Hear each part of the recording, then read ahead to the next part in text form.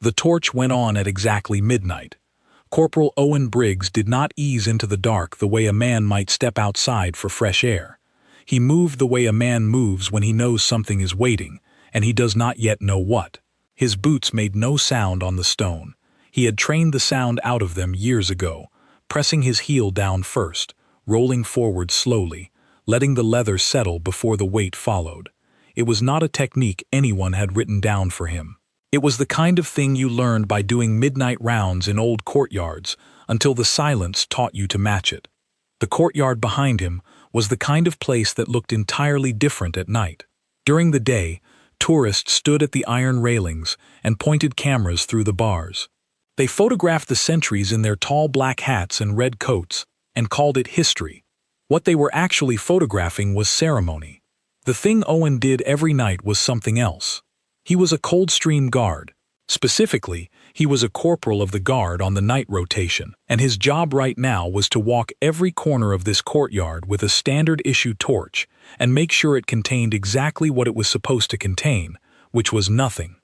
The briefing had lasted 4 minutes. The outgoing corporal, a man named Jeff Hartley whose boots were already showing mud from the round before, had spoken in the low, flat voice of someone reporting weather. Gate 3 was stiff again, left side of the latch. The northwest corner of the yard still had standing water from the rain 2 days ago, slick on the stone, easy to miss in the dark. The arch over the inner passage had a blown bulb on its left sconce. Maintenance had been told, but it had not been fixed, and until it was fixed, that arch threw a blind shadow wider than a man. Jeff had paused on that last point. He looked at Owen to make sure Owen had it. Owen nodded once. They did not shake hands. That was not the custom here. Then Jeff Hartley walked away, and Owen Briggs walked into the dark, and the thing between those two moments, that small handoff, that whispered inventory of a living place's faults, was the part of this job that no one ever filmed. He stopped at the first gate. Not because anything looked wrong. Nothing looked wrong, which was precisely why he stopped. Owen had been doing this long enough to understand that the gate a man lingers at longest is never the one that has anything on the other side. The dangerous gate is the one that looks completely fine. He took hold of the iron with his left hand, torch in his right, and pulled. Hard. Not a test, a demand. The iron rang dull in its housing, solid, locked, as it should be. He stood still for a moment longer and listened to the echo fade. The torch was pointed at the ground. That was the first thing new sentries got wrong. They swept it high, like they were looking for something in the middle air. Owen had seen it so many times that he stopped correcting it after a while. You could not tell a man who had never done this job what the ground showed you. You had to wait for his instincts to catch up. The ground was where everything started, a boot mark in the gravel that had no business being there. A piece of stone that had been moved 2 inches from where it sat the previous night. A disturbance in the grit at the base of the wall that could have been the wind and could have been a hand. You found those things with a low beam, not a high one. A high beam showed you nothing but a circle of wet stone and your own breath in the cold air. He moved along the eastern wall. The air was genuinely cold. Not the decorative cold of an autumn evening, but the serious cold that came in off the river late at night in winter, the kind that found the gap between your collar and your neck and stayed there. Owen did not mind it. He had minded it a great deal in his first year on the regiment, when he was still calculating warmth as something he was owed. Now he thought of the cold the way he thought of the dark, as information. A sharp drop in temperature in a closed space meant a door or window had been opened somewhere nearby. A warmth where there should be cold meant something was generating heat where nothing should be generating heat. Tonight the cold was even and constant, coming from the north, cutting across the yard without catching on anything. That was a clean read. He filed it and kept moving. He reached the archway. Jeff had been right about the shadow. The blown sconce on the left threw the whole right half of the arch into blackness. Owen clicked the torch off. He stood in total dark for 15 seconds. This was not something he had to count. His body had learned the interval. He stood and he listened, and he let his eyes adjust past the point where his brain told him there was nothing to see. There was always something to see, if you gave the dark enough time. Shapes resolved. The arch stones overhead became distinct from the sky behind them. The far wall of the inner passage became a difference in depth rather than a flat black sheet. And if something human-sized was pressed against that far wall, it would present a warmth signature, not visible, but somehow sensed, the way you can feel a person standing behind you without turning around. There was nothing in the passage. He clicked the torch back on and walked through. On the other side of the arch, the inner courtyard opened up, smaller than the outer yard, older, the stones worn smooth in the center where centuries of boot traffic had polished them. There was a drain in the middle of the yard that collected rainwater, and tonight it was still carrying runoff from the week's rain, a thin sound of moving water in the silence. Owen noted it. It was the same sound it had made last night and the night before. A drain that stops draining is a problem. A drain that drains the same way it always has is the courtyard breathing normally. He crossed to the north wall. There was a man standing at the far corner of the inner yard, motionless, hands at his sides. Owen had been watching him for 20 seconds already, from the moment the torchlight reached him. His position was correct. His posture was correct. His equipment was correctly worn. His name was Private Danny Cole, 22 years old, 8 months out of training, and he was on his first solo night post. Owen did not speak to Danny Cole immediately. He walked to within 5 paces and stopped, and he stood there for a moment in the dark, looking at the same stretch of wall the private was covering. "Anything?" Owen said. "No, Corporal," Danny said. His voice was level. That was good. Nerves made men talk faster or drop their voice lower than necessary. Danny Cole was talking at the right speed in the right register, which meant he was cold and probably tired, but he was holding himself together. "Gate 2, Owen said. "Checked it at 11:30, Danny said. "It holds." Owen nodded. "It does," he said. He had just come from Gate 2. It held. Danny had checked it independently and called it correctly. That was also good. The young ones sometimes said what they thought you wanted to hear. Danny Cole had said what was true. "The arch sconce is still blown," Owen said. "That blind side is yours from this position. You know that?" "Yes, Corporal." "If you see anything wrong come out of that shadow, you don't wait to be sure, you call it." "Yes, Corporal." "Good." Owen clicked the torch on again and pointed it at the northwest corner, the corner with the standing water Jeff had warned him about. The beam caught the surface of the water and threw it back in a flat silver sheet. He marked the location. He would note the exact dimensions of the pool in his report. If it had grown since last night, it meant a drainage problem. If it had shrunk, it was just the rain draining normally. Tonight it looked the same. He filed it and moved on. The rest of the round took 22 minutes. Not because the courtyard was large, it was not large, but because Owen Briggs did not hurry.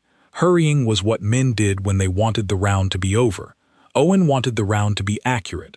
The difference between those two things was the entire job.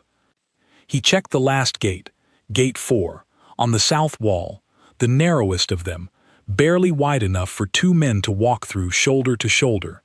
He pulled it. He listened to the sound it made. He held his torch at the base and looked at the stone floor on both sides of the threshold for disturbance. Then he turned and began the walk back to the guardroom. The cold was still there. The yard was still dark. Danny Cole was still at the northwest corner, doing exactly what he was supposed to do, watching exactly what he was supposed to watch. The drain was still running. The arch was still missing its left sconce light, throwing its wide, blind shadow across the stone. Everything was as it should be. Owen Briggs walked back into the light of the guardroom, sat down at the small wooden table, and picked up a pen. He wrote, "Round completed. No incident." He put the pen down. Outside, Danny Cole stood in the dark and watched the arch, and the cold came in from the north, and the drain ran its thin sound of water across the silence of the yard, and the night kept going the way it always did, quietly, correctly, and with no one watching at all. That was what the midnight torchlight check of a British royal courtyard really was. Not theater, not ceremony, not a tradition kept alive because it looked good in daylight.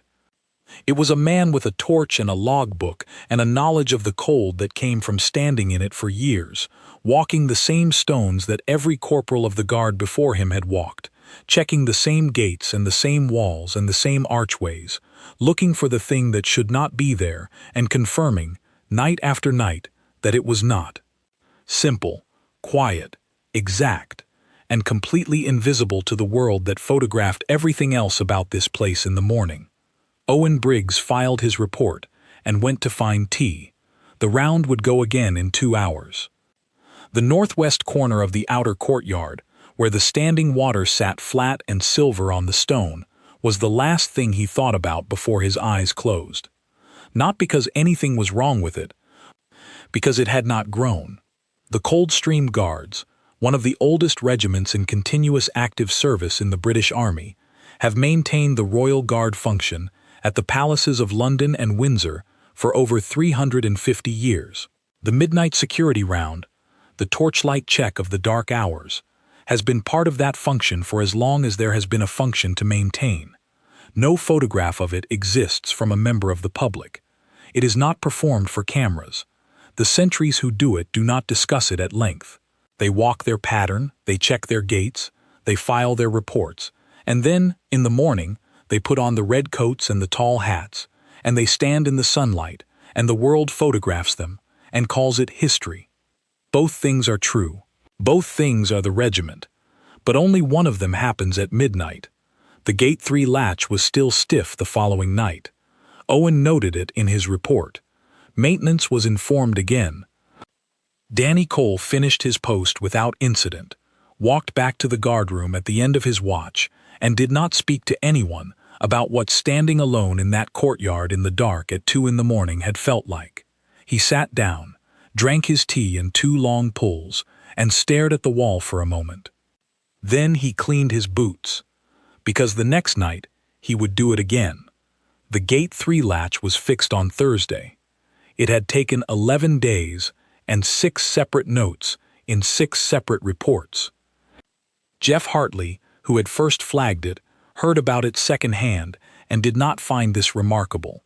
That was about average. He had once reported a loose stone at the base of the east wall for 19 days running before it was addressed. He had noted it every night. Not because anyone told him to, because the east wall was his and the stone was wrong, and that was the job.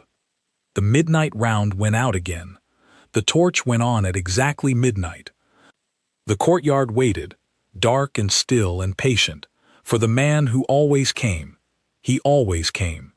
It was the 2nd hour of Danny Cole's 2nd solo night post when he heard something that did not belong to the yard. He did not move. That was the first thing. You did not move toward an unknown sound. You stood still, and you let the sound complete itself. A sound that comes once and does not repeat is almost always nothing. A bird on the roof ridge shifting its weight. A piece of old stone settling after a day of temperature change. The iron of a gate expanding or contracting with the cold. The yard was full of noises that were not threats, and the job of the night sentry was to know the difference between those noises and the ones that mattered. But this sound came again. It was low and scraping, somewhere near the base of the north wall, and it came in 2 beats with a half-second gap between them, and then it stopped. Danny Cole's hand found his radio. He did not transmit, not yet. His thumb rested on the push-to-talk button, and he listened, and he watched the north wall with everything his eyes could give him in the dark, and the sound did not come a third time. 4 minutes later, when Owen Briggs came through on his torchlight round and swept the beam low along the north wall, they both saw what had made the noise. A piece of stone coping had slipped from the top of the wall and come down against the lower course, and it was sitting there at an angle against the base, still settling. Old stone, cold night, nothing more. But Danny Cole had not called it nothing. He had not assumed. He had kept his hand on the radio, and he had watched, and he had waited for Owen's torch to confirm it before he breathed normally again. Owen looked at the stone. He looked at Danny. He said nothing. He noted the loose coping in his log. Maintenance would be informed in the morning. Then he walked on. The round continued. That was how the second hour worked out here. You heard things you could not immediately explain, and you stayed calm, and you let the information gather itself before you decided what it meant. And then, most of the time, it meant nothing. A piece of old stone, a bird, a gate contracting in the cold. Most of the time that was all it was. And the discipline was to keep responding the same way whether it was nothing or something, because the night that you stopped taking the nothing seriously would be the night that the something happened and you were not ready. Owen had explained this to Danny not in those words but in this way. He had brought him to the arch on the first night and killed the torch and stood in the dark for 15 seconds and said nothing, and Danny had stood there next to him in silence, feeling slightly foolish, until the shape of the far wall resolved out of the blackness and the space of the passage became a real three-dimensional thing rather than a flat dark rectangle, and Owen had said, "Now you're looking." That was the whole lesson. Now you're looking. Danny Cole was looking now. The north wall was still. The coping stone sat at its angle against the base, exactly where it had fallen, going nowhere. The drain in the center of the yard was still running its thin sound of moving water. The arch behind Danny's right shoulder was still throwing its wide shadow because the sconce on the left was still blown, and the maintenance note was still making its way through the system to whoever was responsible for replacing it, which was a process that in the palace's administrative structure apparently took no fewer than 11 working days, a fact Owen had shared with him in the same flat tone he used for all factual information. Danny did not check his watch. Checking your watch was what people did when they wanted time to move. The post did not work better because time moved. The post worked because you were in it, in the present, not calculating when it would end.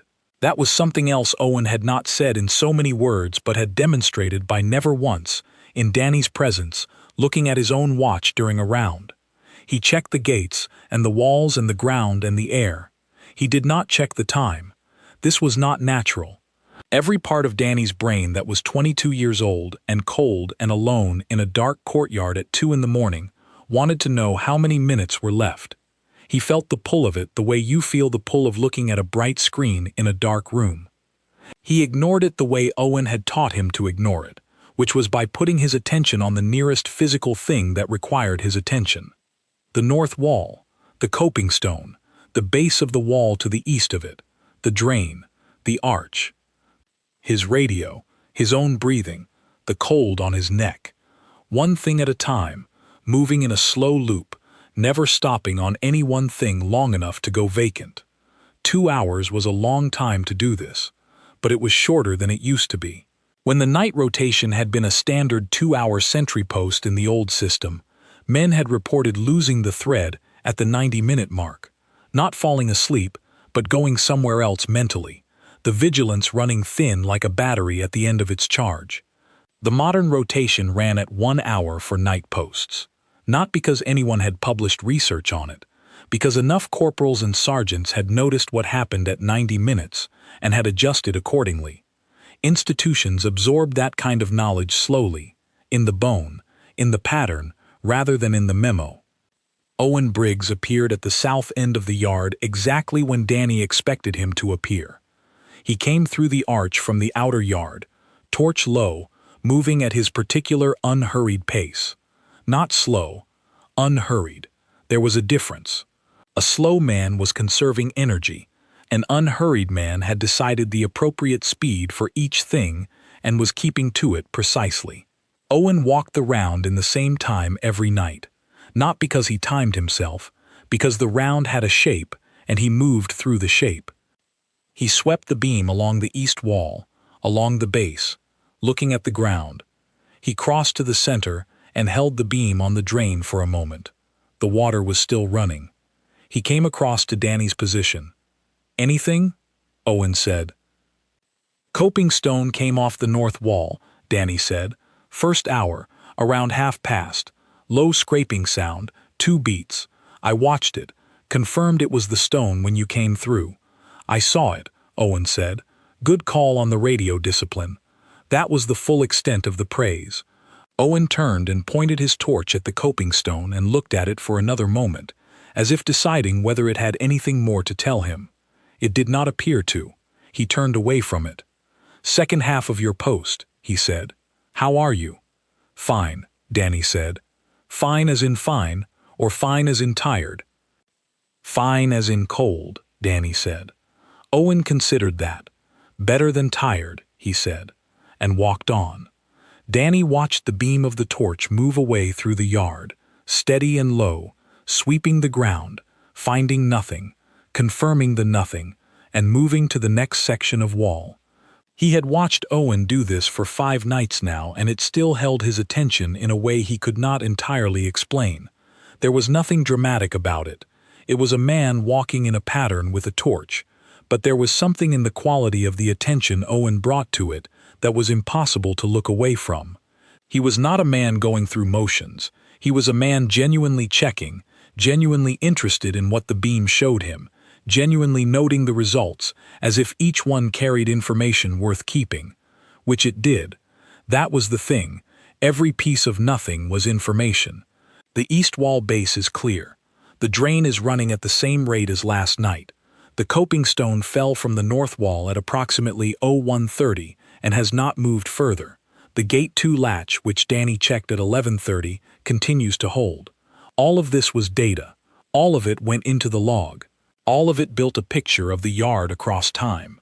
A long, slow picture that only made sense if you compared tonight's nothing, to last night's nothing, to the night before's nothing. Because the night the picture changed was the night you needed to know exactly what had been there before. That was why the round went out every night, at the same time in the same pattern, not out of tradition, out of methodology. The torch disappeared through the archway into the outer yard. Danny went back to watching the north wall. The coping stone sat at its angle in the beam of his own eye, which was the only beam he had now that Owen was gone. He found it and held it and kept it in his peripheral awareness while the rest of his attention moved through the loop, the east wall, the drain, the arch, his radio, his breathing, the cold on his neck. In the guard room, 60 yards away and out of sight, Sergeant George Abbott was awake at the watch table with a cup of tea and a maintenance log that had 17 outstanding items on it. The coping stone would be 18 by morning. He had been a sergeant of the guard for 6 years, and he had learned to read the log as a kind of ongoing conversation between the building and the regiment. Old buildings talked through loose stone and stiff latches and blown bulbs and standing water, and if you listened, if you actually read the log rather than filing it, they told you things that mattered. He sipped his tea. Outside, in the dark, Danny Cole stood at his post, and Owen Briggs walked his round, and the drain ran its thin line of water across the silence, and the courtyard was exactly as it should be, which was cold and dark and empty, and full of the kind of nothing that took real skill to read. The second hour continued. Nothing happened, which meant everything was working. The coping stone noted. The latch on Gate 3, now fixed after 11 days, running smoothly. The standing water in the northwest corner, slightly reduced from last night's measurement. The blind shadow of the arch, wide and dark and patient, watched by Danny Cole with nothing in it. Owen completed his second round of the night and came back into the guardroom at 10 minutes past 3. His face was not red with cold but pale with it, the kind of pallor that came from sustained exposure rather than sudden wind. He poured himself tea without looking at the kettle, the way a man pours tea who has been pouring it in the same place for years. George Abbott looked up from the log. "Danny?" "Holding," Owen said. "Called the coping stone correctly. Good radio discipline." George made a note. Not in the maintenance log. In his own head, in the part of his head that tracked which young soldiers were learning the job, and which ones were just serving their time. Danny Cole was learning.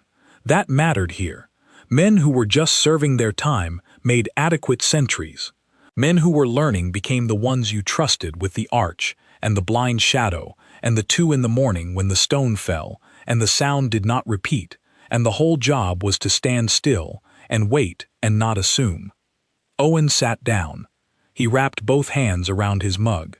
He looked at the wall above the watch table, where there was nothing on the wall except a clock and a board with keys on it, and he looked at it the way he looked at the ground during a round, with the same quality of attention, the same readiness to note if something was different. The clock read 3:14. Danny Cole had 46 minutes left on his post. Then it would be Owen's turn to stand in the cold, and Danny would come in and pour his own tea and sit down and look at the wall and file whatever his body needed to file before the next round. The night kept going. Outside, the drain ran. The coping stone sat at its angle against the north wall. The arch threw its shadow. The torch moved. There was a night, 3 years before Danny Cole arrived at the regiment, when the Torchlight check found something. Not an intruder, not a package, not anything the public would have made a story out of, because the public needed drama in the shape it recognized. Someone climbing a wall, someone caught in a searchlight, a chase across stone.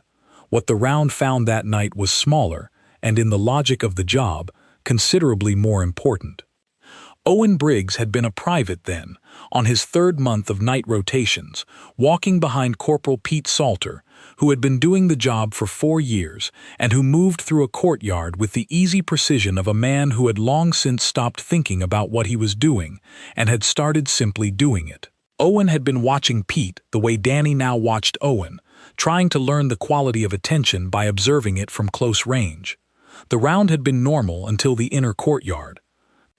Pete had stopped at the center drain, the same drain Danny now watched every night, the same drain whose sound had become part of Owen's internal map of the yard, and he had stood there for a moment longer than usual. Owen had stopped with him. He had looked at the drain. He had seen nothing wrong with the drain. Pete had crouched down. He had looked at the edge of the drain cover, where it sat in its iron housing, and he had pointed his torch at it without speaking, and Owen had come close enough to see what Pete was pointing at. The drain cover had been disturbed, not moved, disturbed. There were fresh scrape marks in the oxidation on the iron at the east edge, the kind of marks a tool makes when it is worked under a lip. The scrapes were bright. They had not had time to dull.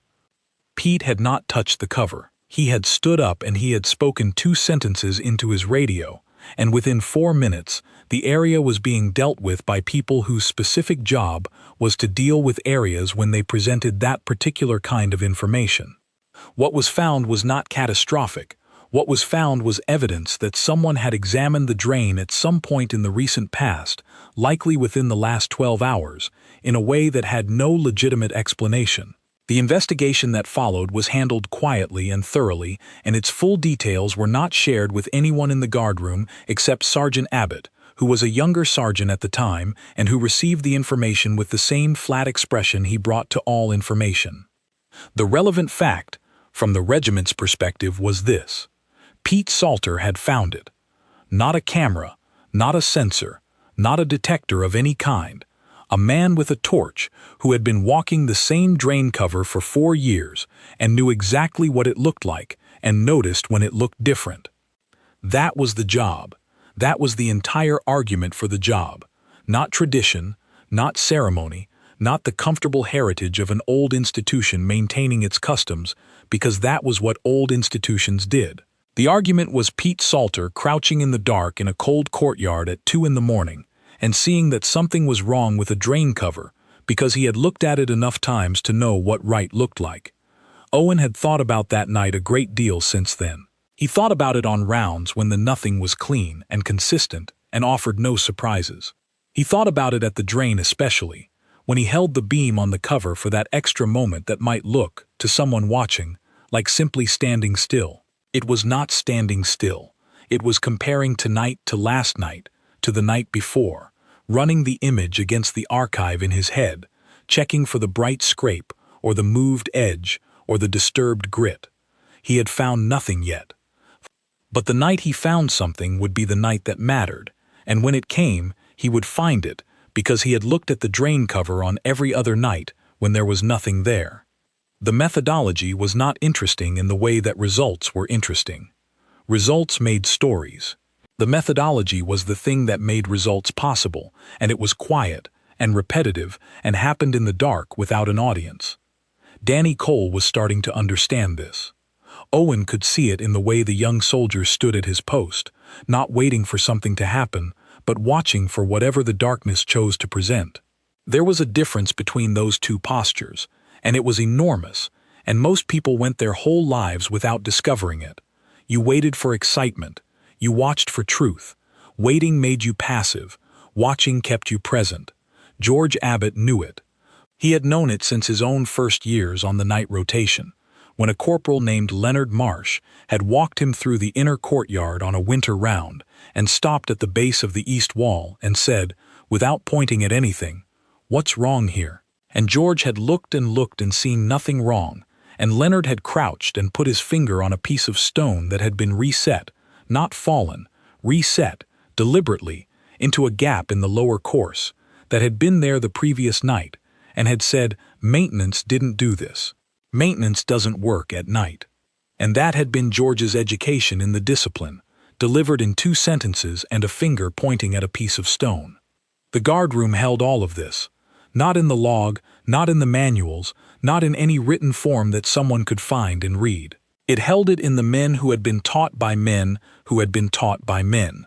The regiment was 350 years old, and its knowledge of how to watch a dark courtyard in the small hours of the morning was 350 years deep, and it lived nowhere except in the people who did it and the people they taught.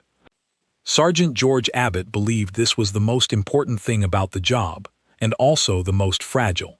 A manual could survive a generation. A sensor system could run without a human hand. But the thing Pete Salter had, and the thing Leonard Marsh had, and the thing Owen was now carefully passing to Danny Cole, the specific quality of attention, the particular way of reading a drain cover or a piece of stone at 2 in the morning, that lived only in the transmission, only in the going out together in the dark, only in the standing still for 15 seconds in the arch and letting the eyes adjust. If the transmission broke, if a generation of soldiers passed through the night rotation without learning it, taught instead to rely on the cameras and the sensors and the centralized monitoring systems that the modern security architecture had layered over the old patterns, then the knowledge would not move forward.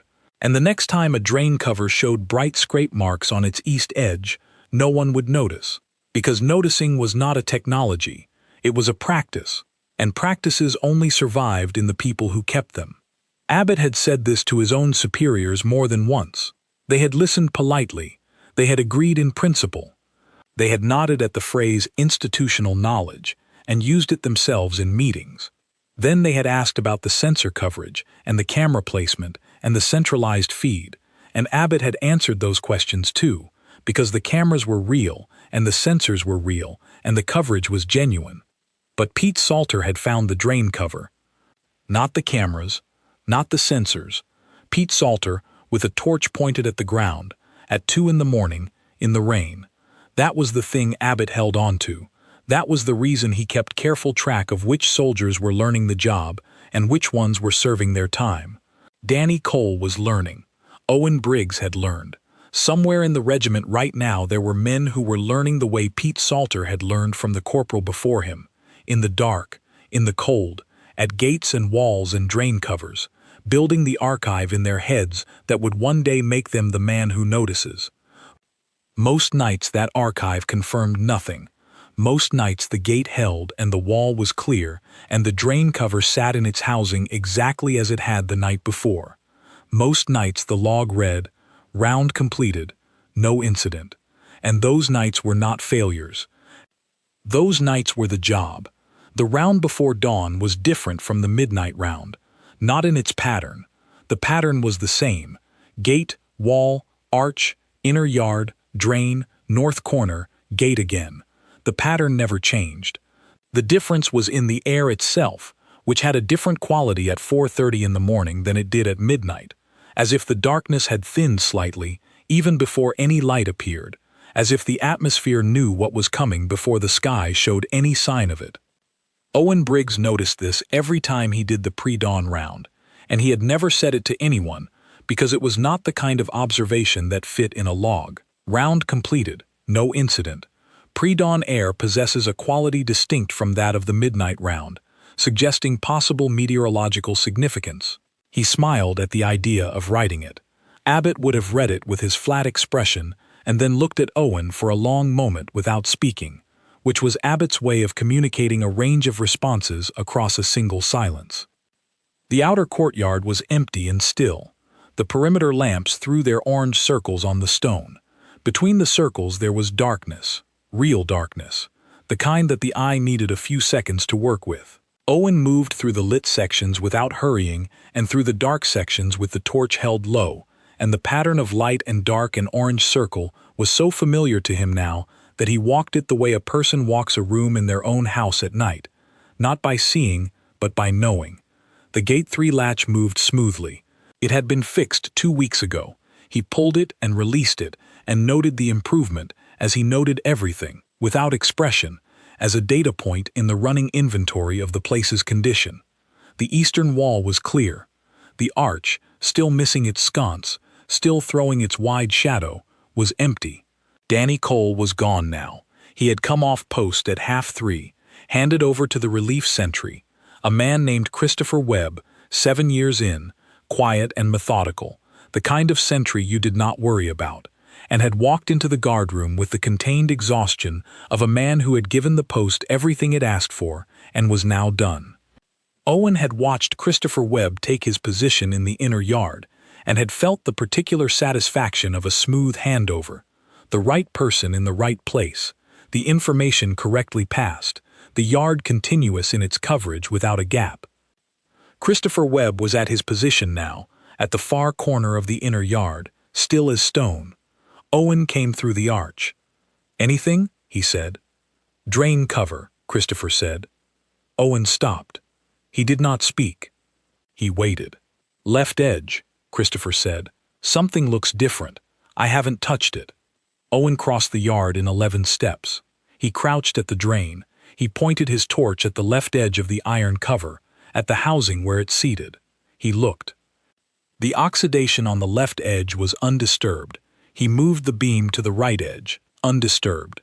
He moved to the east edge, the one that Pete Salter had crouched over 3 years ago, the one that lived in his memory with the brightness of a thing that had once changed everything. Nothing on the east edge. He moved the beam slowly around the entire circumference of the cover, where it met the housing. At the south edge, in the gap between the iron and the stone, there was a thin line of material that had not been there 2 nights ago. He had to look twice to be sure. It was not a scrape. It was not a mark. It was a deposit, fine-grained, the color of pale clay, sitting in the gap at the south edge in a way that was inconsistent with how the drain had settled its ordinary grime. He did not touch it. He stood up. He looked at Christopher Webb, who was still at his position, still watching him, still and correct. "Good call," Owen said. He reached for his radio. What happened next was not dramatic. It was procedural. The sergeant of the guard was informed. The duty officer was informed. The relevant people arrived in the way that relevant people arrived at 2:30 in the morning, not with noise or visible urgency, but with the flat efficiency of people who had prepared for exactly this and were now running the preparation. The clay-colored deposit was noted, photographed, sampled, and analyzed. It proved to be ordinary silt carried in by the rain through a crack in the stone surrounds of the drain housing. A structural issue, not a security one. The result was a maintenance ticket and a crack-sealing job that was completed within the week. But Christopher Webb had seen it, and he had not touched it, and he had reported it correctly at the exact moment Owen came through on the round. George Abbott, when Owen reported to him afterward, listened to the full account without expression. Then he said, "Webb." "Yes," Owen said. Abbott looked at the maintenance log for a moment, then he made a note. Not in the log, in his own head, in the part that tracked the men who were learning. Owen poured his tea. In the inner courtyard, Christopher Webb resumed his watch. The drain sat in its housing, ordinary and unchanged, the silt deposit already photographed and categorized, the crack that had let it in already noted for repair. The round would go out again at 4:30. First light was coming, not yet visible, not yet even sensed in the air with any certainty, but coming. The pre-dawn quality was in the atmosphere now, that particular thinning that Owen noticed every time and never put in the log. He drank his tea. Outside, in the approaching dark before the first suggestion of morning, the courtyard sat as it always sat. Gates holding, walls clear, arch throwing its wide shadow, drain running its thin sound of water. The day was coming. What it would bring, the tourists, the cameras, the scarlet coats, the tall black hats, the ceremony the world traveled to photograph, was still an hour and a half away. Until then, this was the job. The torch, the log, the drain cover, the man with the specific quality of attention that lived only in the transmission, only in the going out together in the dark. Owen finished his tea. He picked up his torch. He checked the battery against his boot. Sufficient. The round went out. The day shift change at a royal residence happened in public and in private at the same time, which was a strange quality when you thought about it, and which most of the men involved had stopped thinking about long ago. The public part was the changing of the guard. It happened at a fixed time, on a fixed schedule, in front of the iron railings where the tourists lined up 3 deep with their cameras and their children on their shoulders.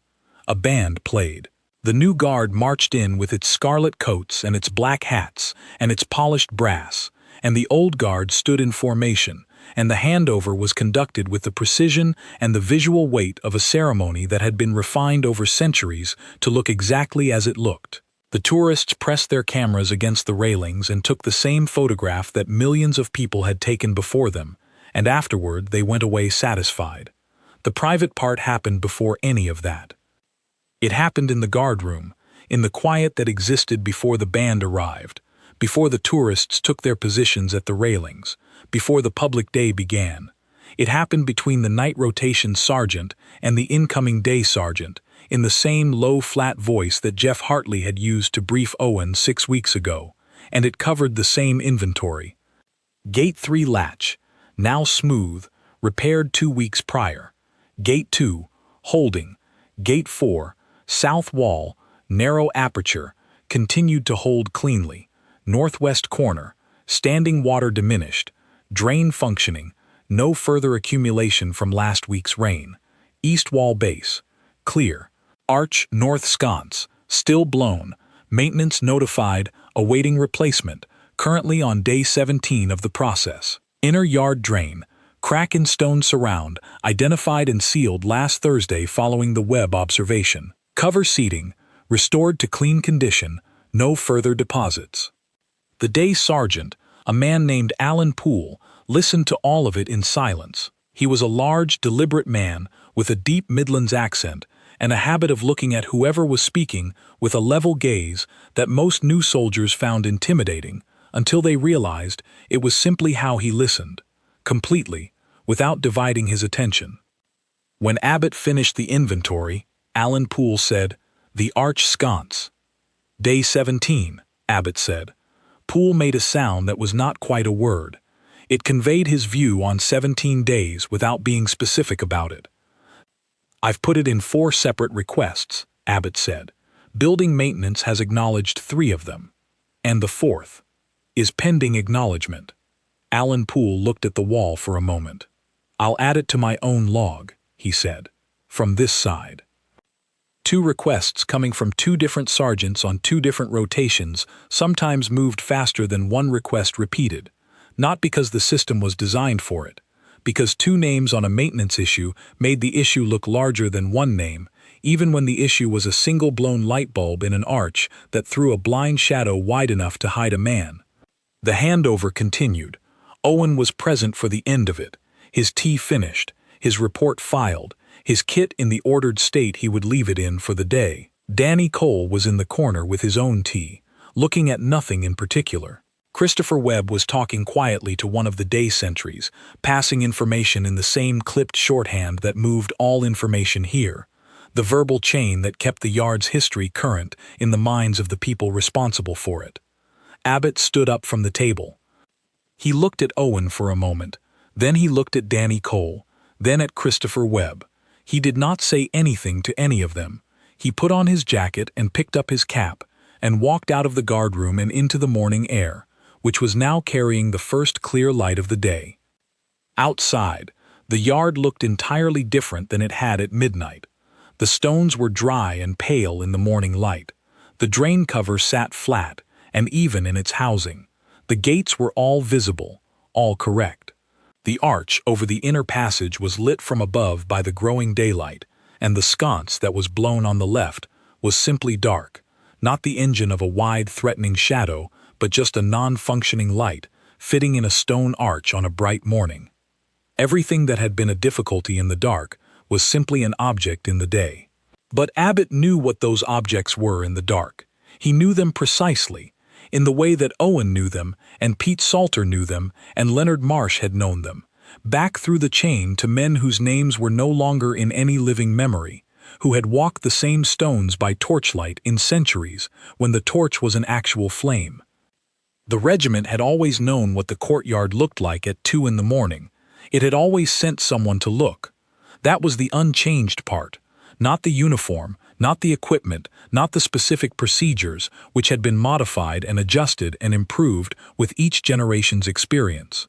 The unchanged part was the going out, the commitment to being present in the space at the hour when no one was watching, with whatever light the era provided, to confirm that everything was as it should be. 350 years of going out.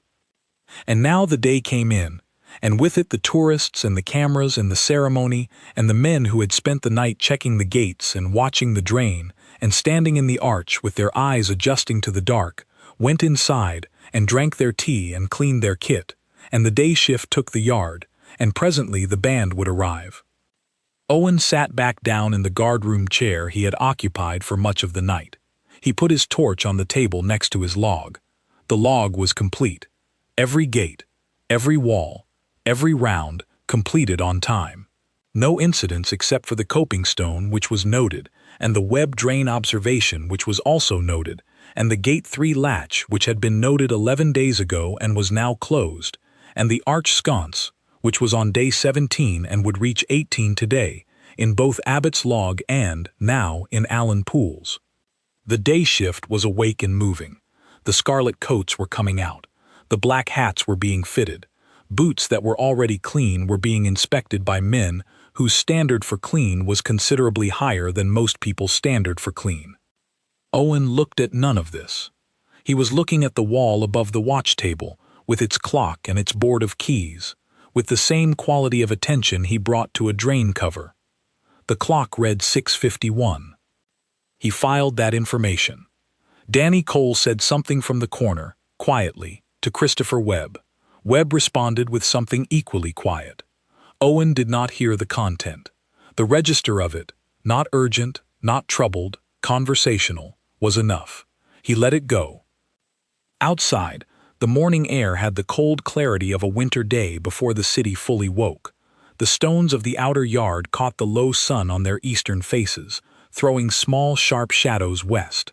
The drain in the inner yard was quiet now, the rain runoff from the previous days finally through the system. The arch stood in the growing daylight, its shadow diminished to a normal afternoon shape.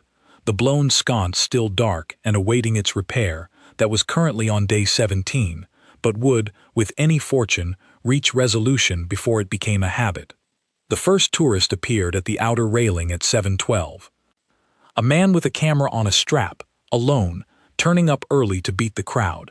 He stood at the railing and looked into the outer yard, and Owen, who could see the railing from his position in the guardroom, watched the man look for what tourists always looked for: the sentry, the ceremony, the thing you came to see. He did not find it yet. The day sentries were not yet posted. The ceremony was still an hour away.